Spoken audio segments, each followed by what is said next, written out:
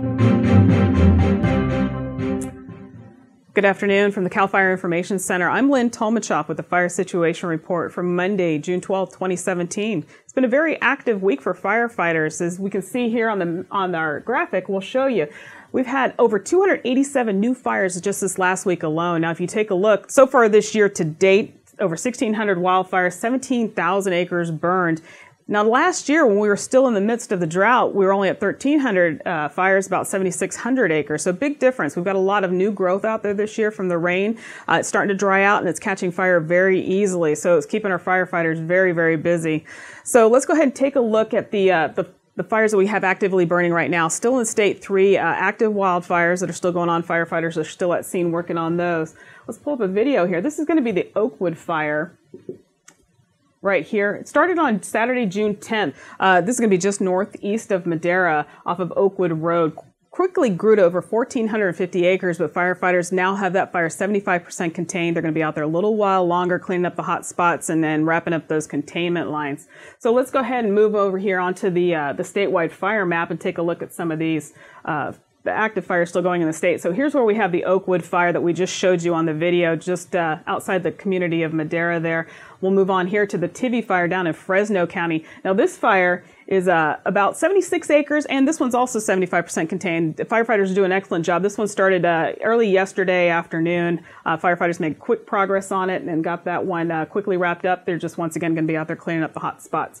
And then we move up north here, just outside of the large community of Modesto. This is the Red Fire. This is going to be off of Red Hills Road, about 80 acres, currently about 15% contained. This one started late yesterday evening, so firefighters are still working on that one. Hopefully they'll have good progress this afternoon with the cooler weather up north. So we'll go ahead and take a look at our contained fires here. So we're going to go to the Bodfish Fire. Actually, we have a video of this one, so let's go ahead and pull up the video real quick here and take a look at this. So this is the Bodfish fire. This one started on Saturday the 10th and was quickly wrapped up, contained on June 11th, the next day. So this one was 5 miles south of Lake Isabella in Kern County, 206 acres total burned there.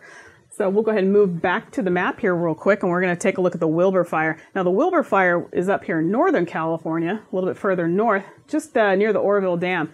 This fire was a total of 91 acres, 100% contained by the firefighters on June 6th, which was last Tuesday. Great progress there by the firefighters. Then we'll move on to the Dinley fire. Now this one was a little bit challenging for the firefighters. Quite a few acres burned in this one. Let's go ahead and back out here. Take a look.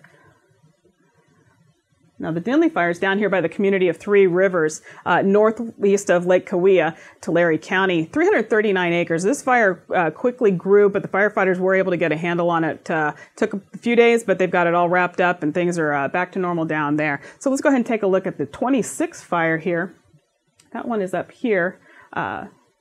Once again, another fire very close to the Oakwood fire near the community of Madera. This one started on Wednesday, the 7th, just east of Chowchilla. About 157 acres, 100% contained within 24 hours. So another great job by the firefighters.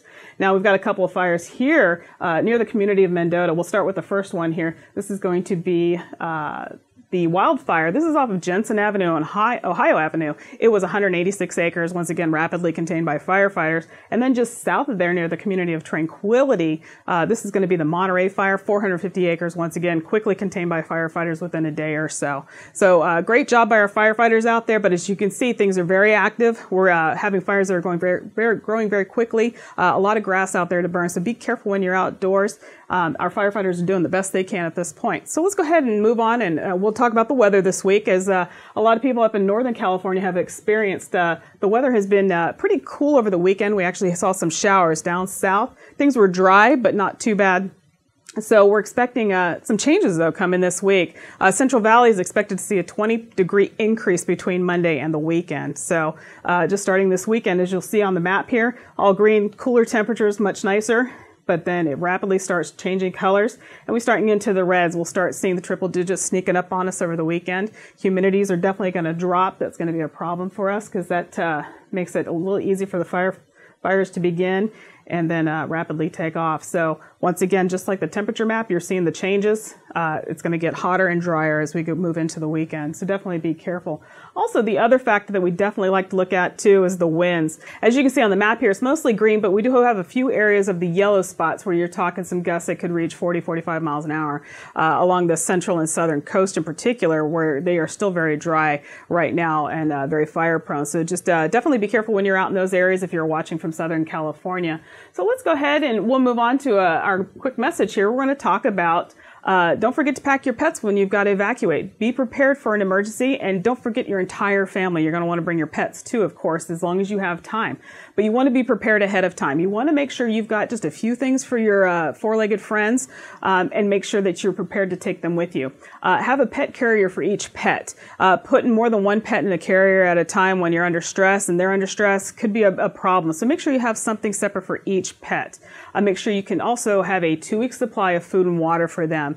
You may not be out that long, but depending on what happens, when you're evacuated, you need to have a long supply for them to make it easier for you and easier for those taking care of your animal if you're not with them at the time.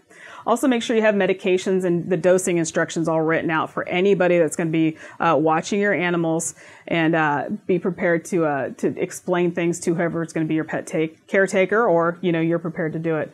And then also a pet first aid kit. That's a big thing too. Just like humans, animals can get hurt too. So if you've got a first aid kit for your furry friends, that's a great idea to keep with you. And then of course, toys and treats. You want to keep something with them that keeps them comfortable, something that they recognize and keeps them mellowed out, so they're not as upset of being evacuated and being away from what they know. So that's a big thing to do. So remember, don't forget to pack your pet stuff and be ready to go. For more tips on how to safely evacuate with your pets during a wildfire, be sure to visit our website at readyforwildfire.org, or you can download our new CAL FIRE app at Google Play or on the App Store at Apple. Thank you for joining us. I'm Lynn Tolmachoff. Have a fire safe week.